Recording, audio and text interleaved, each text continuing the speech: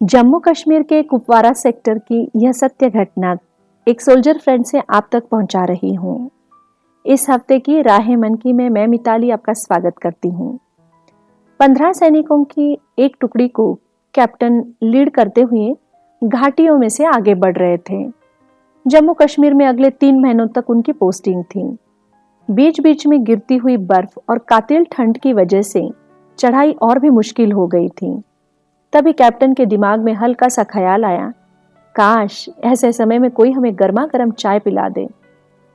लेकिन दूसरे ही क्षण उन्हें यह विचार व्यर्थ लगा, क्योंकि ऐसी वीरान जगह पर उन्हें चाय मिलना मुश्किल लग रहा था। वो लोग आगे बढ़ते रहे और करीबन 1 घंटा चलने के पश्चात उन्हें पुराना टूटा फूटा कुछ मकान जैसे दिखा। नजदीक जाने के बाद लगा कि वह चाय की दुकान ही है, लेकिन उसे ताला लगा हुआ था। कैप्टन ने कहा, लगता है हमारे नसीब में चाय नहीं है। बस आप आराम कर लीजिए और 3 घंटे के बाद हम फिर से चल पड़ेंगे, क्योंकि आगे हमें काफी और भी चलना है। तभी एक जवान ने सलाह दी, सर यह चाय की दुकान है तो हम चाय अपने से तो बना लेंगे, लेकिन हमें लॉक तोड़ना होगा। अनैतिक सलाह आने से कैप्टन बड़ी दुविधा में आ गए। एक तरफ ख्याल था कि जवानों को ठंड से थोड़ी राहत मिलने के लिए गर्म चाय कुछ मदद कर देगी, और दूसरी ओर ताला तोड़ना गलत भी लग रहा था। लेकिन थके हुए जवानों को देखकर उन्होंने ताला तोड़ने की परमिशन दे दी। उनका नसीब बड़ा अच्छा निकला। चाय बनाने का सारा सामान और बिस्किट थे। चाय और बिस्किट लेकर सारे जवान आगे की चढ़ाई के लिए निकल पड़े। लेकिन निकलने के पहले कैप्टन को विचार आया कि वह डिसिप्लिन में चलने वाले जवान हैं और किसी के परमिशन के बगैर उसका ताला तोड़कर उसकी दुकान का सामान इस्तेमाल करना हम कोई चोर नहीं है। आत्मग्लानि से बचने के लिए उन्होंने अपने पॉकेट से 1000 रुपए निकालकर काउंटर पर पड़े शक्कर के डिब्बे के नीचे रख दिया। 3 महीने बीत गए। बहुत ही संकट के समय भी मृत्यु के साथ खेलकर सभी जवान सेफ थे। इसकी खुशी उनकी वापसी यात्रा पर स्पष्ट नजर आ रही थी। उनकी रिटर्न जर्नी पर फिर से उसी चाय की दुकान पर सभी रुके। इस बार दुकान खुला भी था और दुकान के जो बूढ़े मालिक हैं वह बड़ी खुशी से सबका स्वागत कर रहे थे। सभी ने चाय की चुस्की के साथ बूढ़े मालिक को उसके अनुभवों के बारे में और उसके जीवन के बारे में विचारों की लेन देन करने लगे। बूढ़े इंसान के पास ढेरों अनुभव थे, जिससे उनके भगवान के प्रति जो विश्वास था वो स्पष्ट नजर आ रहा था।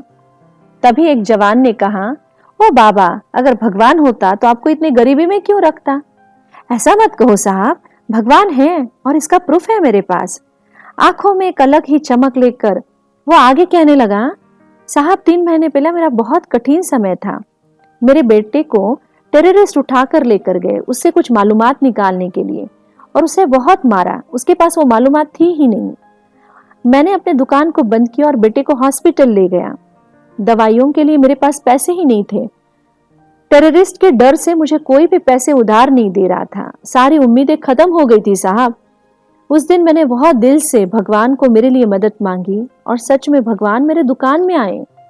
जब मैं अपने दुकान के पास आ रहा था तो देखा ताला टूटा हुआ था। एक पल के लिए लगा मैं तो पूरी तरह से बर्बाद हो गया हूँ। जो कुछ थोड़ा था वो भी चला गया। उसी वक्त मुझे मेरे काउंटर पर 1000 रुपए मिले।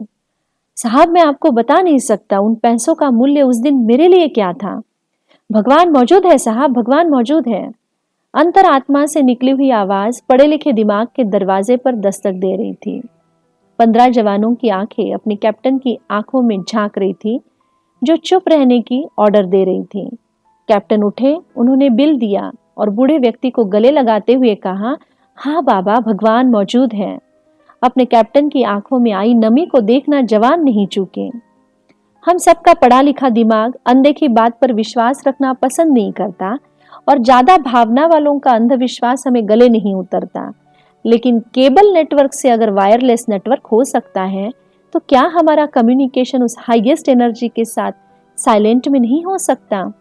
विश्वास में इतनी ताकत है कि साइलेंट कम्युनिकेशन से असंभव भी संभव हो जाता है, और समर्पण भाव से मैं करता हूं यह अहंकार टूटता है। अगले हफ्ते सत्य के करीब ले जाने वाली और एक दिलचस्प कहानी से मैं फिर से रूबरू होंगी।